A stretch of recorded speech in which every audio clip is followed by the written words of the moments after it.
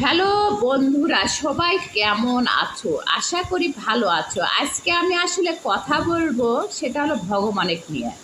আমরা সব সময় চিন্তা ভাবনা করি যে ভগবান দুই জায়গাতে বসবাস করে, একটা মন্দিরে করে, একটা মানুষের ভিতরে বসবাস করে। তো এখন আপনি যখন মন্দিরে যাবেন সবসময় কিন্তু চিন্তা ভাবনা করেন যে আমি একটা ভালো পোশাক পরে যাব। পরে গেলেন যে একটা ভালো জায়গা খুঁজলেন, একটা পরিষ্কার জায়গাতে আপনি বসলেন, উপরে ফ্যান আছে নাকি খেয়াল করলেন। ঠিক মন্দিরে যাইয়ে আপনি ভগবানের কাছাকাছি যায় বসলেন, বসার পর প্রার্থনা করলেন, মনে শান্তি পেলেন, পাঠ শুনলেন, কীর্তন গালেন, সম্পূর্ণ উজাড় করে ভালোবাসে বাড়ি চলে আসলেন।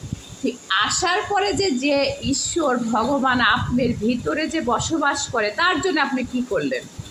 সেও তো চায় যে আপনি একটা পরিষ্কার মনটাকে রাখেন, সে মানুষের আঘাত দিয়েন না বা মানুষের নামে কোনো আলোচনা করেন না, মানুষকে কষ্ট দিয়েন না, সেও তো চায়। কিন্তু তার জন্য আমরা কতটুকু করি? যে ঈশ্বর, যে ভগবান আমাদের ভিতরে বসবাস করে, সে কি আমাদের সম্পূর্ণ পরিষ্কার কোনো জায়গা পায়, না পরিষ্কার কোনো স্থান পায়, নাকি সে কষ্ট পায়? যে যে কষ্টর জন্য আমরা সবসময় কষ্টে থাকি, যে আমাদের বলতে হয় যে আমি সম্পূর্ণ সুখী না, না কোনটা আসলে আমার জানা নেই। আমার এইটুকুই আসলে এই ছোট্ট মনে মনে হলো, সেটাই তোমাদের সঙ্গে শেয়ার করলাম আজকে এইটুকুই।